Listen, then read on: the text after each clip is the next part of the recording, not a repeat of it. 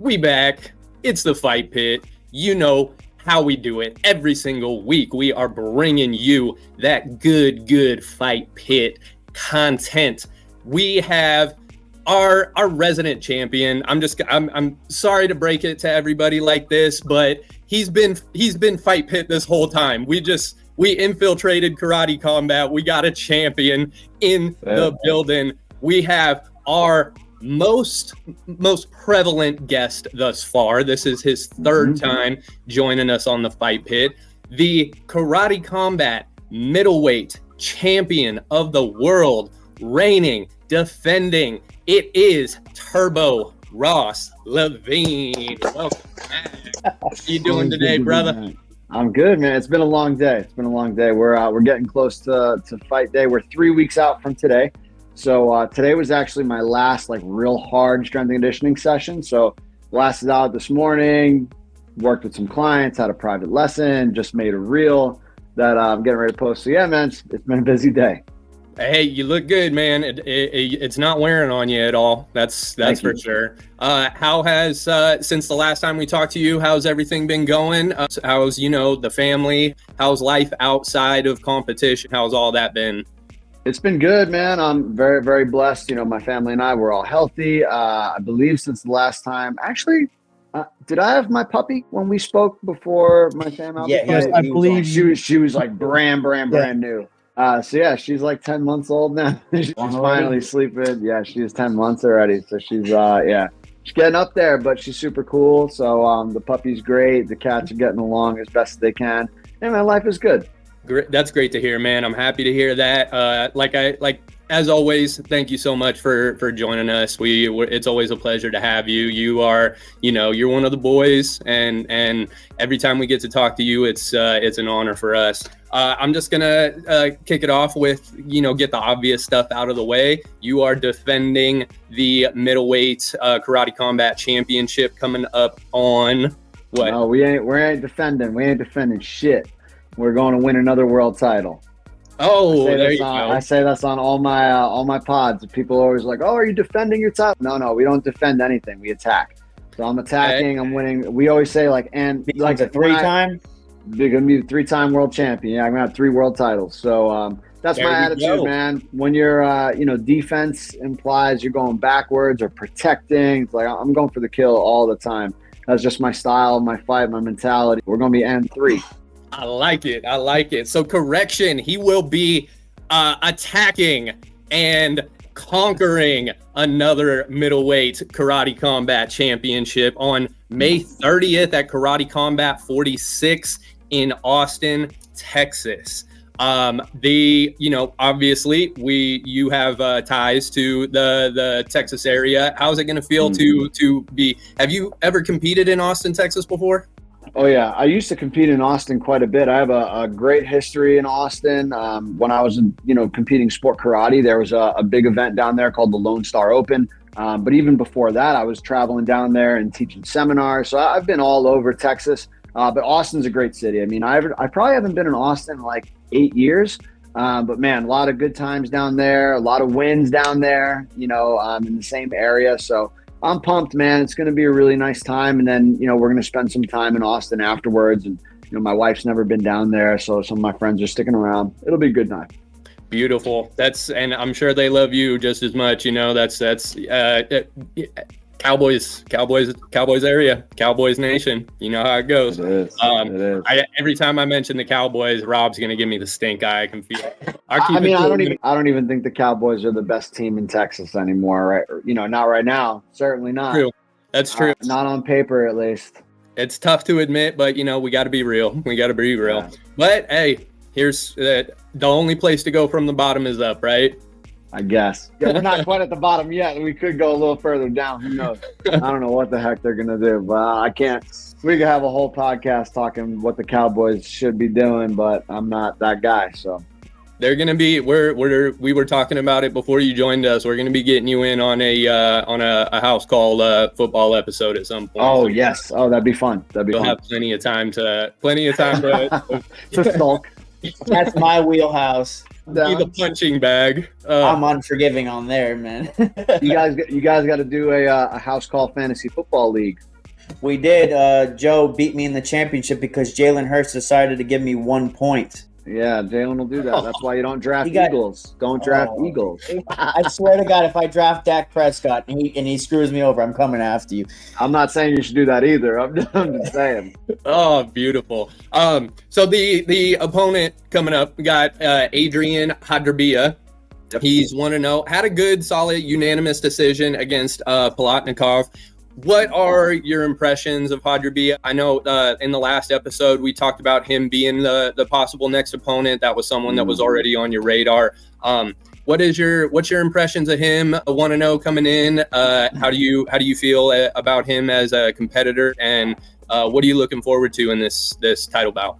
Yeah, as confident as I always am for every matchup, I do have to give my opponents their flowers, right? We can't overlook anything. And I think as much of a student of the game I am, I'd be, remiss if I just kind of let some of the stuff that he does really well go by the wayside. So I have no problem talking about it. I mean, I think that fight where he came in against Palatnikov, he was on like 2 weeks notice. He had a bad knee. I think he either just had surgery or had surgery after that fight. But he wasn't fighting like himself and still managed to beat an ex-UFC guy. So, shout out to him for that. Overall, he's got an extensive MMA record. He's had 14 professional MMA fights. He's 12-2. He's got some experience in Bellator. I mean, he's fought at LFA. He's kind of been around, man. Did fight most of his career lighter in weight, 155, 160, 170.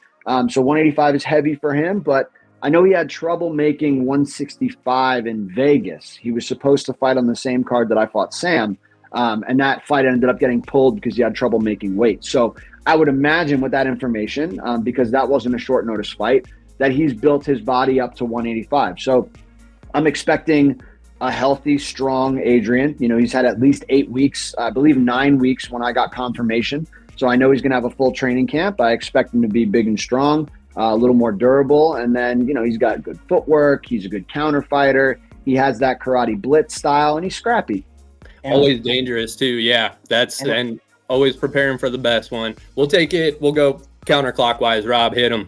And what I notice about him is his guard is kind of low, so that might be something that you might be able to target. But also, I've seen in one of your videos recently that you're kind of advocating for those thigh kicks, and you're having fans vote for that. How is that actually going in terms of like getting that out there? Is that may be implicated into part of your game for this fight? The good thing about Karate Combat is that they're always looking to change and evolve, and the fans are the ones who are at the helm when it comes to that. So if there's a lot of like stir about a certain rule change or things that you want or matchups you want to see, generally what happens is they put it to a vote for the fan base where they'll do like a preliminary poll on their Discord. And then if that goes through where a lot of people seem to engage there, they'll put it to an actual poll with the Karate app. So with Karate Combat, you can have the Karate token on the crypto side, and you can use those tokens to vote on certain things. So, I anticipate that being a poll that people start to vote on pretty soon. And if it passes over that grace period, then there's going to be thigh kicks allowed at this next event. I love it. It's something that I grew up doing, ever since I started training kickboxing and full contact. I was a low kicker. I've trained up with Bazooka Joe, so I got damn good low kicks. But I haven't been able to kick somebody in competition since 2019 when I fought for Glory Kickboxing. So I'm super pumped to be able to rip up his legs if so fit. I seen that. I'm hoping it happens because I know I don't know what the nerve is called, but if you hit it just right, I'm pretty sure if I'm saying it right, he'll go down pretty easily. What fight was it, Drew, that someone got hit around that in like that area and they went down and that kind of cost them the fight? Was that Sean O'Malley? The peroneal nerve or something like that? Nerve. Yeah, you've seen it with O'Malley. It happened with O'Malley when he fought Cheeto. It happened to Anthony Smith. I forget who he was fighting. It might have been Ankalaev. I'm not sure. But so Anthony Smith had it happen. Oh no, it was Jimmy Crute fighting Anthony Jimmy Crute. Smith. There you go. I was just like the mullet. Jimmy Crute. So it happened in that fight as well. And yes, it is the peroneal nerve. That's more with the calf. In the thigh, you don't see that like nerve damage as much with the thigh, but you will see people get finished with low kicks much easier to the thigh. I seen you training with Lyoto Machida. How do you feel like that could have helped you for this fight, or maybe just the experience and just having an ear? I seen you were working on like feint kicks with him. Like how was that experience? Yeah, so that video was actually a long time ago. That was my first fight with Karate Combat. We were out in Budapest during COVID, and he was like their special guest. So we did a little segment with that. But it was awesome. That was my first time meeting and interacting with Lyoto. Super nice guy. Just seeing the way he moved, and anytime you're around greatness like that, you get what they call the rub, right? So I don't have to be in there fighting him to feel what he's doing and get what he's doing. And he's a great teacher. He's been teaching his whole life. So, but since then I have gone down. I'm good friends with the guys in Orlando at Fusion XL, and I train with Julian and Phil Rowe, and then you've got Machida there, and the list goes on and on of studs that are in that building at all times. So huge fan of that entire group, Mike Perry. So I've actually gotten to have a couple rounds with Lyoto and spar with him. And man, it's amazing what he can still do. Fantastic experience. I can only imagine. And I guess I'll bring it to Gage, because I don't want to keep rambling my questions, because I don't want to steal any that maybe he has. Go ahead, Gage. I appreciate that, Rob. But a quick shout out Mike Perry for what he's doing and for his career and bare knuckle running it. Animal, especially in that last fight. Going back from where you were fighting Sam, going up in weight and trying to build your body up to that, the significant time off in between to let yourself heal, spending time with your family and the new puppy and everything. Going back to your natural weight class at 185, have you felt the difference from when you were building up your body coming back down? Or maybe just leaned out, you feel just same speed, just more muscle because how you leaned out going up? It's funny, when we were getting ready to compete against Sam, the initial thought, because we had a solid 12-week camp for that, was let's start building our body. Let's grow a little bit. And I worked myself up healthily to about 218, so just shy of 220, which is the heaviest I've ever been. But I was in good shape. I looked good. I felt good when I was lifting and moving and like hitting the bag. But then I noticed when I was sparring, I felt just like stuck in the mud. I wasn't able to perform the way I wanted to. So, we had a long conversation with my nutritionist and my strength and conditioning coaches. And we said like, no matter what I do, he's still going to be bigger than me. So the thought process was, for me to try and match that and then potentially not be at my best was actually doing a disservice to me. So we abandoned that, like trying to build up my body. I just didn't have enough time to be a true heavyweight or light heavyweight, really, a true 205er. So, I cut back down, and honestly, like I usually perform at my best when I'm around like 200. Between 200 and 202 is when I really start feeling good. So I just cut myself down, and I competed, or at least trained most of my camp around that weight. And I felt fantastic. Fast forward to now, I'm actually performing at a higher level at a heavier weight. So I'm like 204 today. But yeah, man, I mean, even when I was like 208, 209, because of the muscle I had put on, I was already lean. I'm still fast, explosive. I'm performing really well in the gym. It's been a really, really good camp. Well, awesome. Love to hear that you kept speed and whatever benefits you got from going up and going forward, able to use it. Outside of the sport itself, I see you doing a lot with your community and training the next generation of fighters and trying to do it in a healthy manner on their bodies. And you're a big proponent of physical therapy and sports medicine and everything. And that's really not a lot of people are able to do that, especially with your background. If you want to just talk about a little bit about how that affects your training and your daily life schedule, trying to do that as well. Yeah, I mean, having my doctorate for physical therapy is a really good balance, because even for my own training, I know what injuries are. I know what they feel like. I know how to recover from them. And I also know like when I need to push myself a little bit harder, when I'm like kind of being a little soft on myself, when it's like, all right, this is safe. Like you're just being a little bitch, like keep going, man, like push yourself. Or if the red flag goes off, it's like, okay, I actually do need to pull back. Where most people don't have that knowledge base and they just go, or they pull back when they don't need to. So having the knowledge to back up my training, and it's kind of like having a whoop strap on without actually having a whoop, right? I can manage my recovery and manage my readiness every single day with my knowledge base. So for me, it's great personally as a tool, but as a tool for my students is even better, because now I can approach training of like, okay, we don't need to give you everything. I just need to give you the stuff that's effective. So I'm trying to give them like the fast track. And our students have been crushing it lately. So I'm super pleased with them. You know, my goal has always been build up my students so good that they become my training partners. And that's what we've done. Yeah, with everything you post out, you're well on your way to having next generation be able to stand in there and spar with you every day of the week. I'm going to throw it back to Drew if there are any more questions going on, Drew. And speaking of training properly and taking care of yourself, this episode is sponsored by Turbo Sports Performance. If you guys are unfamiliar, Turbo Sports Performance is run by none other than Turbo Ross Levine. I'm going to throw it to you, Ross. Let us know about Turbo Sports Performance. Yes, sir. I appreciate that, and always love supporting you guys. You guys support me, so I'd love to give it back. So thank you for that platform. Basically, this is my full-time job. I know most people look at a professional fighter and be like, what do you mean it's not your full-time? It's like, it is a full-time job, but I do it both. But Turbo Sports Performance is all about rehab, strength and conditioning, and performance training for martial artists. And, you know, we do it remotely, so I can work with anybody all over the world. So really, if you have an injury, if you're just trying to stay on the mats and be healthy, if you're a hobbyist, or if you're a competitor looking to level up and step up your game a little bit and get that next level access to your strength and conditioning routine, then we're the guys to call. I've got 2 other coaches under me now. Head coach Zach Ben-Buchta, who's also on the Karate Combat roster. He's a freak in nature. The guy trains up at TriStar in Montreal. So, world famous gym, and he's amazing. He's a nutritionist as well. So in the next month or so, we're going to really start putting together another tier where we can start offering nutritional guidance as well, not just for competitors, but also just for lifestyle, like I said, hobbyist martial artists that just want to stay healthy year round.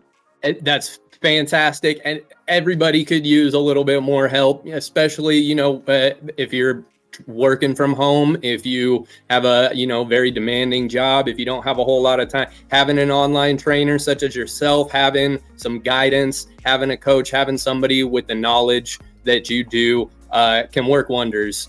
So if anybody is interested, if you guys want any more information, check out Turbo Sports Performance. Follow Ross Turbo Levine on Instagram. Send him a direct message and get your health up, get your fitness up, get the rehab up. Very important. Thank you once again for taking care of us on this episode, Ross. And you're the man. You're the man. We love having you every time, anytime.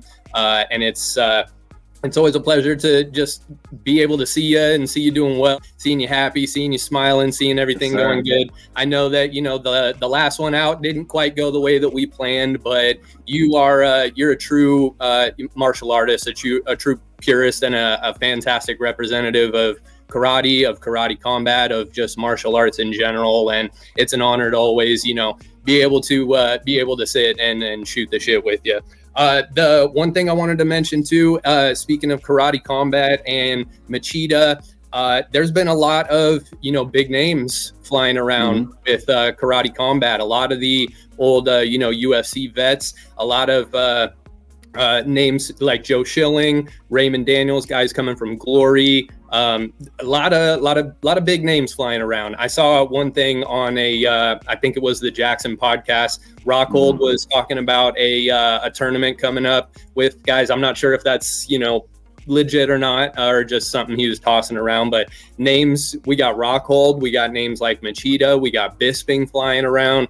Schilling was in it. Are these, is this like something that you're looking forward to, being able to square up with guys like that? Is this like, are there any like dream fights, big names that you see come across and you're like, oh my God, I really want to, get the chance to fight him? How do you feel about, the old UFC vets and the big names coming over and the opportunities that it presents for karate combat moving forward? Yeah, I love it. I mean, I want that to be my reality. When towards the end of last year, before my fight with Sam Alvey, the names were all flying across my desk, and the answers were always yes. I got offered Luke Rockhold, I got offered Lyoto Machida, I got offered Darren Till, and it was like, yeah. They all fell through for all different reasons, and then we ended on Sam. Moving forward from there, it's like, I anticipated, okay, when they announced the next Luke Rockhold fight, it was going to be me, because that was supposed to be me initially, and then he went off and did his thing with Mike Perry, and then came back. And I saw they brought Joe Schilling in. Now, granted, Joe Schilling's the man, right? He's one of the best American kickboxers ever. But why are you pulling Joe Schilling? The guy hasn't fought in 5 years. He's retired. You got a healthy champion who wants to fight at middleweight, who's already said he'd fight Luke. So, I was a little disappointed when that didn't come my way. But yeah, now, again, there's more opportunities coming. They're talking about a Grand Prix, and the fourth name was Anderson Silva. I've heard names like Uriah Hall pop up. So, is it going to happen? I don't know. I mean, I don't even know if Bisping, I love Michael Bisping. I hope it can happen. I don't know if he can clear a commission. He's cheated the commission so many times with the, I don't know if you've seen his documentary, the documentary, I want to say it's on Amazon, is so good. So Bisping would be sick. Selfishly, I would love to fight Michael Bisping because he's a freaking man. I feel like we have the same kind of gritty, like homegrown style, just really like work ethic and willpower. Not the most flashier or like what people would say talented, but get the job done, championship caliber. But yeah, I mean, I think if they were to do like a 4-person Grand Prix, which is what they were talking about on the Jackson podcast, I think that's a huge waste of time and a waste of money, because you're not moving the sport forward.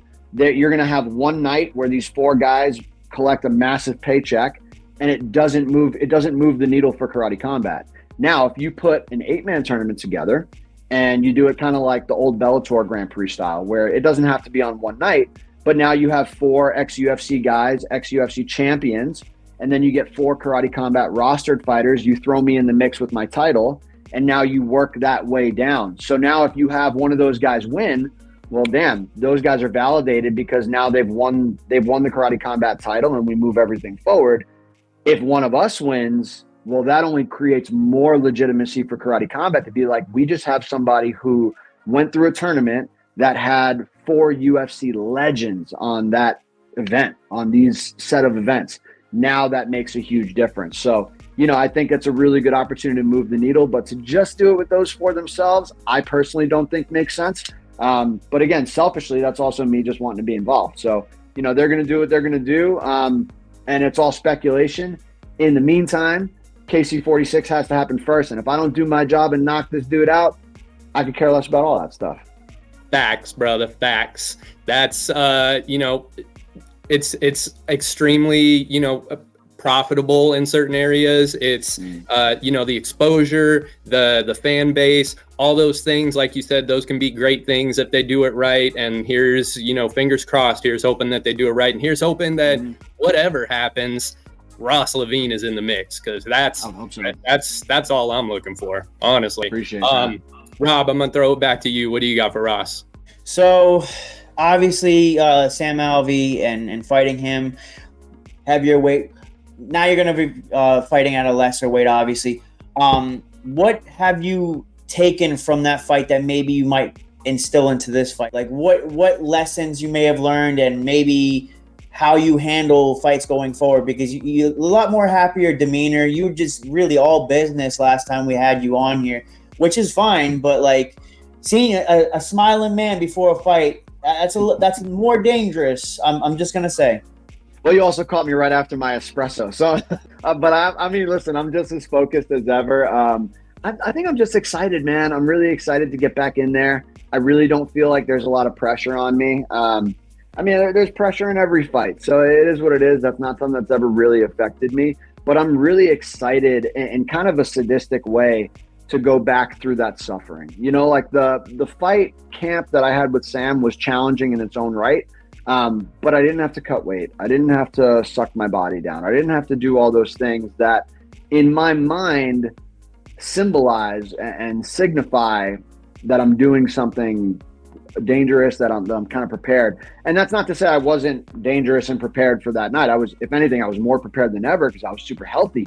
But yeah, it's just I'm kind in a sick way. I'm kind of like excited to suffer a little bit and like get back to my weight class and go through that typical process of getting down to 185. It's not super challenging for me, but I do enjoy it. I think you have to enjoy it a little bit. But to answer your question in totality, man, I gained so much from that fight. You know, you're in there with a guy with over 80 professional fights. If I'm not mistaken, his knockout ratio is over 70%. Went 6 rounds with that guy who was 35 to 40 pounds heavier than me. I learned that I got a damn good chin. I learned that in moments of adversity, I'm going to keep going. I learned that I can still be transparent with my corners and tell them what's going on and listen and be able to listen and adapt and get better from round to round. And I know I can push myself. From a fight standpoint, I learned different ways to utilize the pit wall that I hadn't before. And I know what I can and can't do. It's nothing but positivity coming out of that fight. And I'm looking forward on May 30th to display a whole bunch of that. And I love that. You always want to be the wolf climbing the hill, not the wolf that's at the top of the hill, because you always want to keep striving to be better. And I really love that mentality that you have. Guys, if you follow his page, it's all positivity. It's all about growth. It's all about just unlocking that all your next abilities that you may have. So following him, great follow, great person, humble person that Ross is.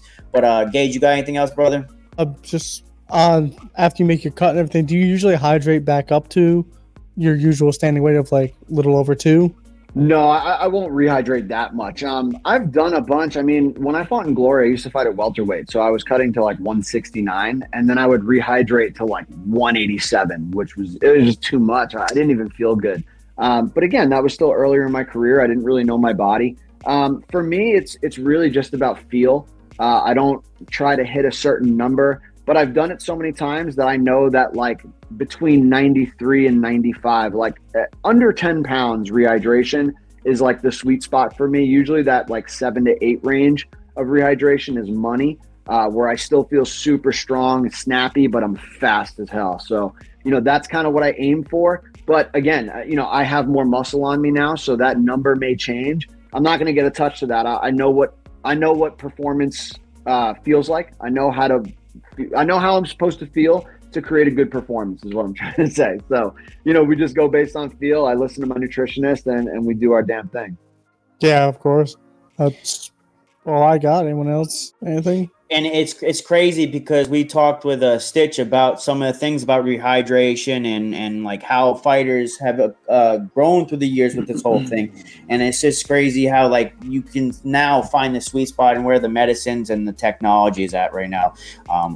What he was able to give to us and unlock stuff that we learned from this, because we could talk about this all day, but you guys are out there doing the damn business. So it's good learning, and we appreciate you.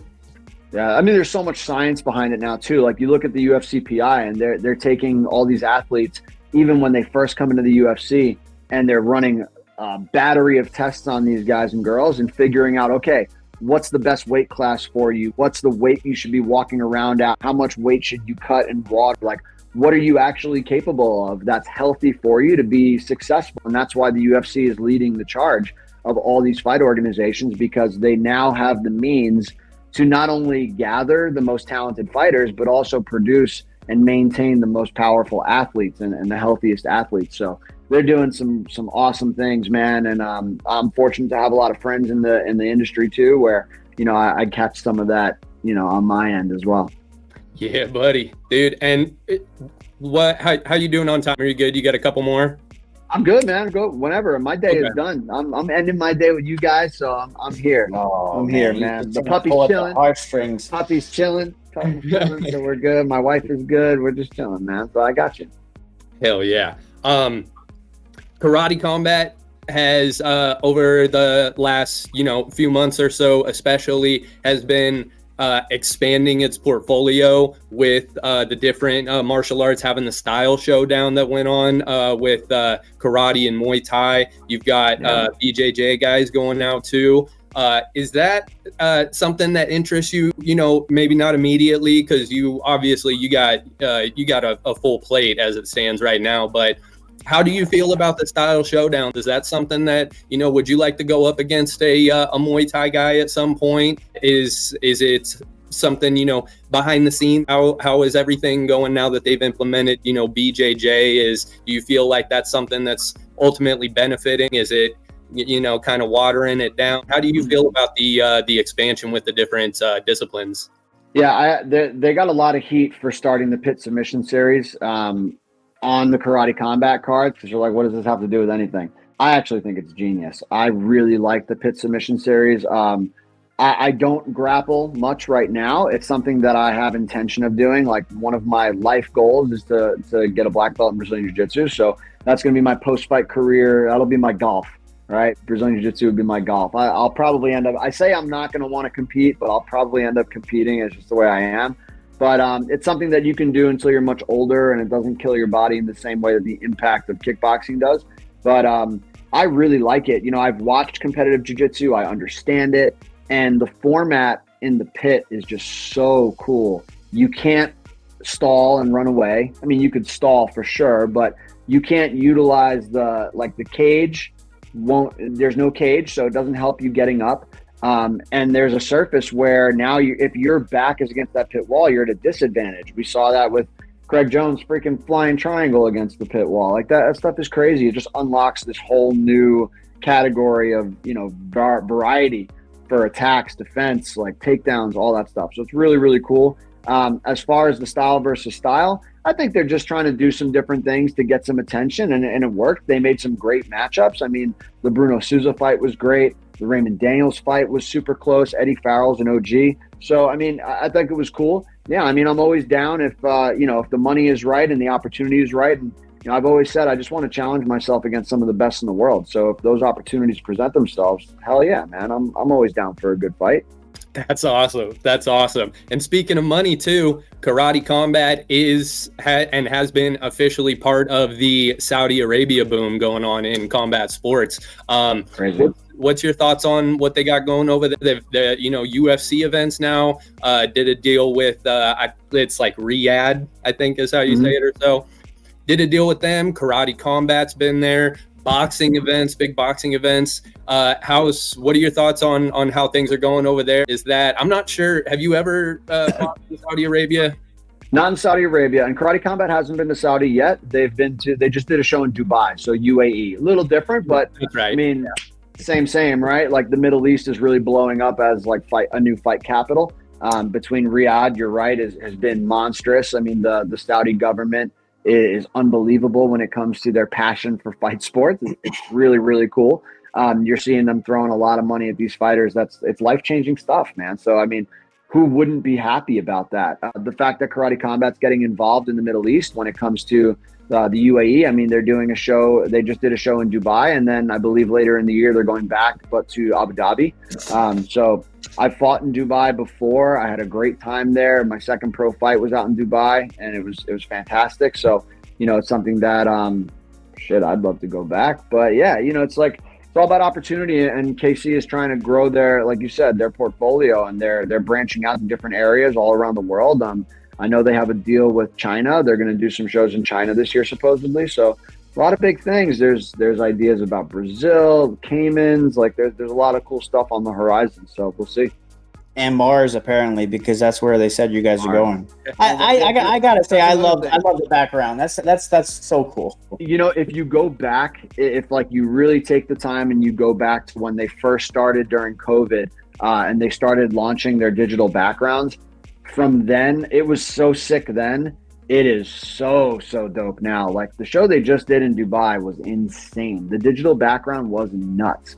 Like, the way that they were starting to do the 3D holograms in the Dubai frame of the fighters was cool. They had the Museum of the Future was opening up. Spaceships were going in. Dude, it was sick. So I'm pumped to see what the Mars location is going to look like. Yeah, man, they're doing some wild stuff, man. The production crew is second to none, and it's different. I think that's why it's still catching on and growing, because it's just so unique.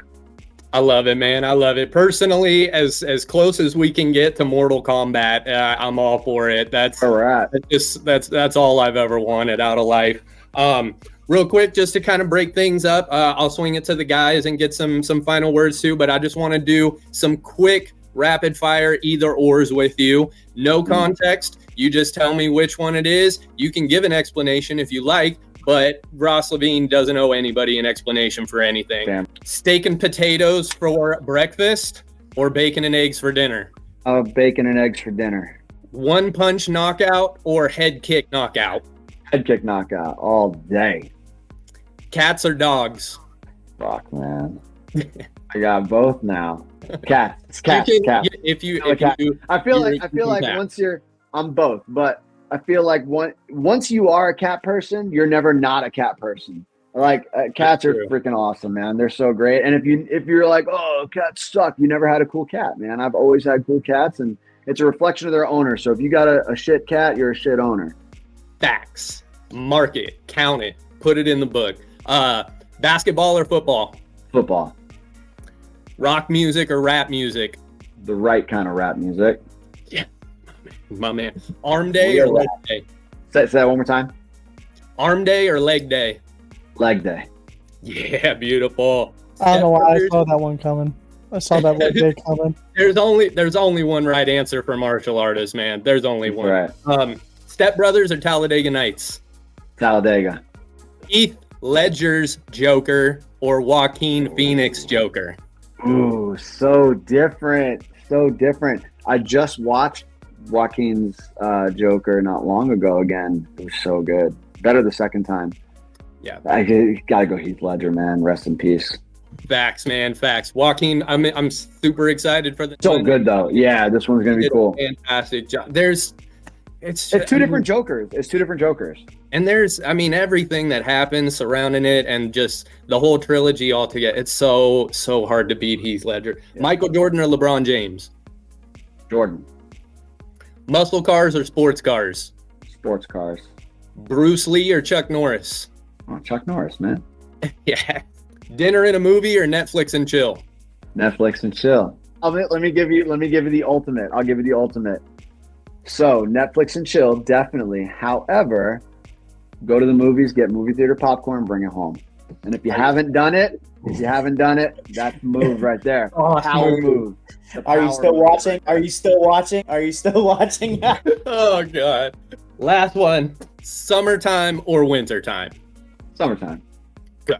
Only one right answer, dude. And out here, out here in Reno, it changes every 20 minutes and stuff. You get to say, I mean, Reno is like summertime, but you don't even really get a winter time. You got to go into the mountains. But I will say, I mean, winter's great. I'm a Northeast guy. I like to snowboard, but yeah. So it's still summertime is still dope.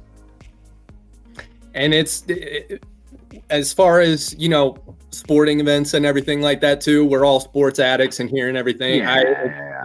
It's hard to beat. It's hard to beat, So, but it's context though. If you're talking like my personal life, what do I prefer? Summertime, right? If you're talking like sports context, it's wintertime because I'm a football fan. That's the only other professional sport I follow outside of combat sports. So, fall. Let's split the difference and say fall is the best season. And last one, additional one, bonus question: Dak Prescott or Tony Romo? Like if I had to have one, like one had to be like who's gonna win me a Super Bowl? In the words of Des Bryant, I'll be old. Who is your quarterback? Oh man, honestly, I think Tony's a better quarterback. I think Tony in his prime versus Dak in his prime. I think Tony will have Dak's numbers are going to be inflated because he had Dez, he had CD. He's going to have those bigger names around him. Like the numbers that Dak is going to run up with CD is insane. It's also a passing league now. So I think what Tony was able to do, his numbers are like top 10, if not top 5 in the years that he was like, he was. I mean, the problem was him and Dak are the same person. They just don't get it done in the playoffs. Now, I'm a big believer in they don't have good coaching. I think their coaching is terrible. I think it's absolutely horrible. Like their front office is decent. We tend to draft very well. But like why, like Jerry Jones is loyal to so many faults. It's unbelievable. Like you had so many available coaching options.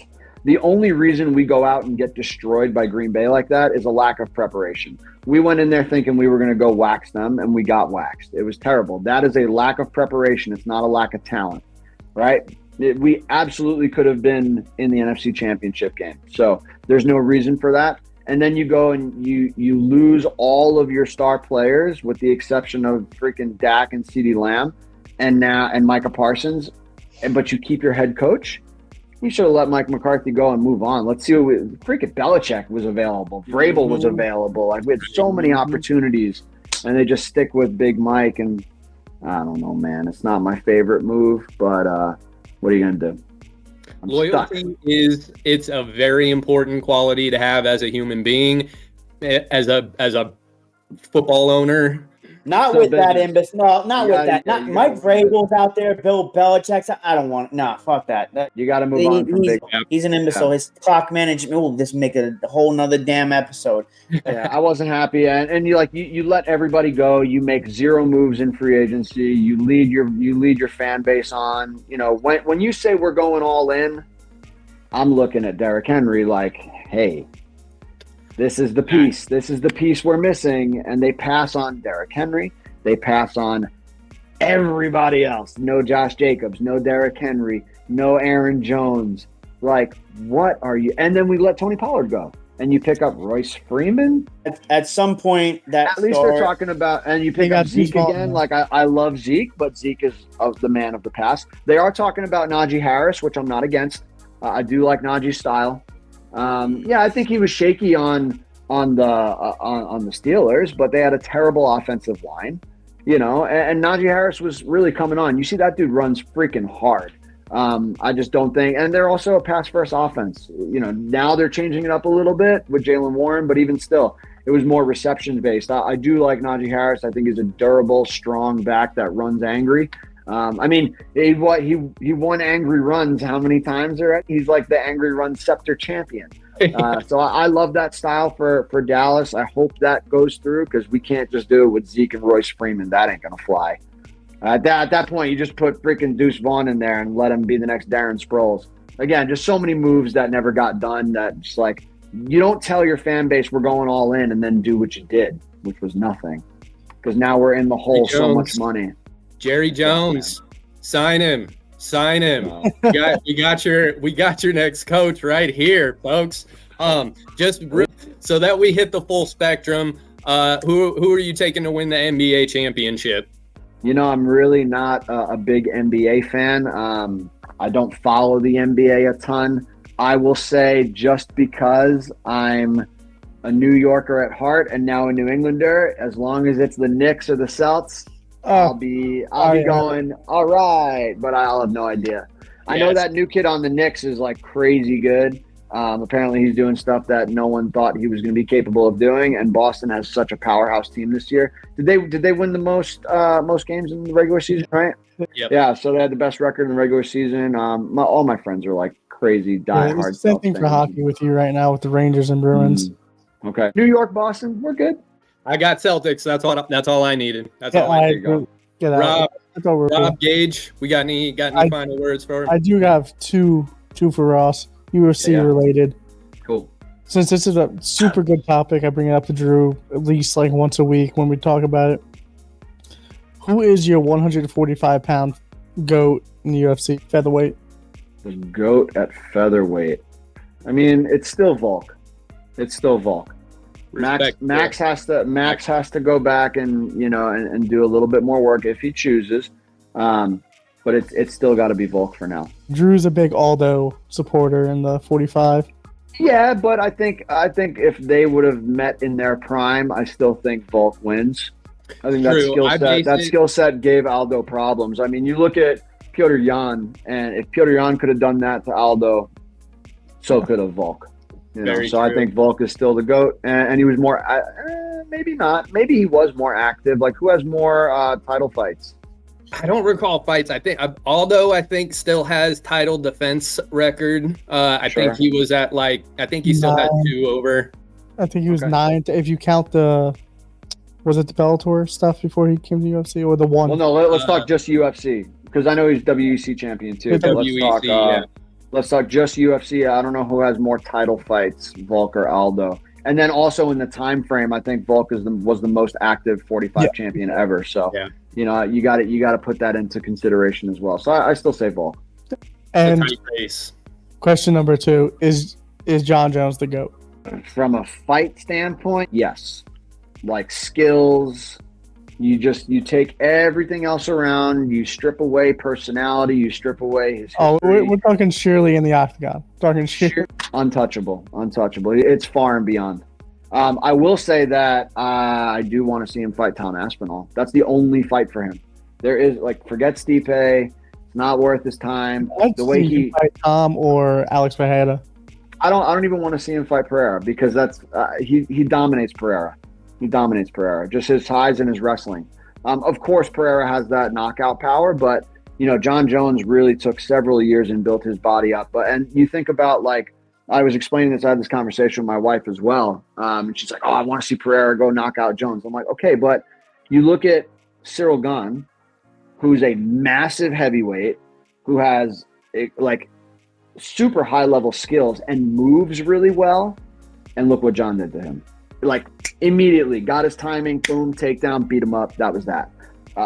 He can do that to Pereira. And you look at the way that, like, Jan Blachowicz was able to hold Pereira down for an entire round. He couldn't really move him too much, but he held him there and then got fatigued. John ain't going to do that. John's going to move, stay busy. He's going to hit him. He's going to push his submissions through. Like, John's ruthless, man. And I'm not saying it's not possible. I think Pereira can knock out a freaking wildebeest. But, it's from a skills standpoint, I still think John is the GOAT. And, to finish it up with some UFC stuff, too, the debut of Michael Venom Page. How did you, what was your interpretation of that? How far do you think he goes? I think he can go as far as his training takes him. I mean, MVP is a stud, man. I've fought the guy before. I know him well. Super nice guy. Really, really nice guy. I thought he underperformed, actually. I was obviously rooting for Mike, and I'll root for him all the way to the top. I thought he did great. I predicted that he was going to beat Kevin Holland. He was in my parlay to beat Kevin Holland that night. So we did pretty well on that night. But, I mean, he's got interesting matchups ahead of him. I think he just posted he's got some fight news, but he hasn't announced it yet. So I'm excited to see where that is. The guys that there's a lot of really tough guys that are going to give him trouble. The guys like Shavkat are going to be rough for him. Even like the Bilal Muhammads. But, his elusiveness, his ability to move and measure distance and draw people in and hit you with stuff is just nuts. And he's way stronger than people think. Way, way, way stronger. He's got some serious power in his hands. So I'm excited to see some of these next matchups. It's going to be really cool for him. A lot of exciting matchups on the horizon for him, too. A lot of potential, a lot of cool stuff that they could do. That whole division is kind of nuts right now. Dude, you ain't kidding. It's a fun time to be in a mixed martial arts fan. Last one from me, the biggest event of all time, UFC 300. What was your thoughts coming out of that? I know how you reacted to it, because it's the same as everyone. The entire world just hit the floor. So but how'd you feel about it? How was it watching that? Let us know what it was like for you. Oh, it was awesome, man. I was actually up in Toronto. I was training that week with Bazooka Joe up at Bazooka Kickboxing. So we had a little team together. We got together at my boy Troy Sheridan's house up there in Canada. So and quick shout out, respect to Joe Valtellini, one of the greatest of all time. We love you, Joe. Yeah, man, it was fun. We had a really cool crew. We had the guys, Zach and his team from Montreal came over to hang out with us. Obviously, Joe was there. And then another name, if you're familiar with Matt Embry. Matt Embry was the freaking man. Fought in Glory. I got to see Matt again. I haven't seen him in a couple of years. And then, Joe's whole team, man. Those guys are dope. Matty Spesh and Diego and Mike, Mikey, Mike Keefe and those guys, man. It's just such a good group of people. I love going up and training and hanging out with those guys. Yeah, man. I mean, from the first fight of the night, just so sick. What a stacked card. Honestly, I feel so bad for Wiley and Jan. What a crazy fight that gets no respect because it was Oreo'd between two amazing knockouts. But yeah, that was a sick fight. So if you go and rewatch that by itself, you're gonna be like, damn, this was insane. But it got no love because of the adrenaline dump after Max. But that was crazy, man. What a good. That's going to be hard to top. But the UFC always seems to top themselves. I'm excited for the future. Very hard to top, man. UFC 400 is going to pop off. Something crazy. Yeah. They got very, very high expectations. They got big shoes to fill when it comes time. Rob, I'm going to throw it to you. Any last words for our man? No, I mean, we obviously appreciate you coming on for a third time, 3-time champ of House Call Sports. And guys, humble man. And although he is a Cowboys fan, that star is not actually a star. It's a rating system. That's how many. But I'll dive into that another day. Maybe if I'm not arguing that right now. I give them 1 star right now. Yeah, it's going to be interesting how they go into next season with everybody being free agents. But that's not what we're here to talk about. We talked about just about everything we could in this episode. I really, really appreciate you coming on here for a third time. Stitch Duran, this is pointed at you, my friend. You're going to have to compete with this man, and it's going to be a hard person to compete with because he'll likely be on here again. And we, man, it's humbling that like people don't take this approach enough. That like we're not big, but like the fact that you want to be here means everything to us. Yeah, you guys are fun. You come at me with a different angle. Like, you know, I get a chance. I'm very blessed where I have a lot of people that want to do podcasts with me and do media and this and that. I've done like 3 or 4 podcasts in the last like week and a half, and like the opportunity to come, you guys just throw a different perspective, and it's fun. It's lighthearted. There's 3 of you, so it's cool. We talk football, we talk fights, we talk UFC. It's like it's good, man. Otherwise, it's the same old questions over and over, same answers. Like I like this. You know, you guys are young. You're hip to what's going on currently, and it's not just that dry, bland stuff. So you guys are killing it, and I have no doubt you'll be making it big. And anything I can do to help, I will. You see this old man? Not old. He can't be 40. Can't be 40. Ross, you and I are still the same age, so we're gonna. And I also have the same bucket list. I made it to 2-stripe white belt in BJJ, and that's always kind of been my little retirement plan too. So we'll be conquering that black belt together, my man. Everybody, make sure you guys go follow Ross Turbo Levine. That's Ross ROSS_Turbo_ Levine. Hit up Turbo Sports Performance. You know where to find him. You know the drill. He's like I said, he's been an undercover member of the Fight Pit, and we've infiltrated Karate Combat. We have a resident champion. So you guys know Ross is one of the boys. He's always welcome here. We're always happy to have you, sir. Do you have any final words? Anything else that you'd like to anything you want to get out there? Anything you want to let the people know? No, man. Again, thank you so much for having me on again. I'm proud to be, the 3-time champion. I'm about to be the 3-time champion in Karate Combat. So make sure you guys tune in May 30th. I got some merch out. If you guys haven't seen the new that's merch, so badass. The artwork is sick.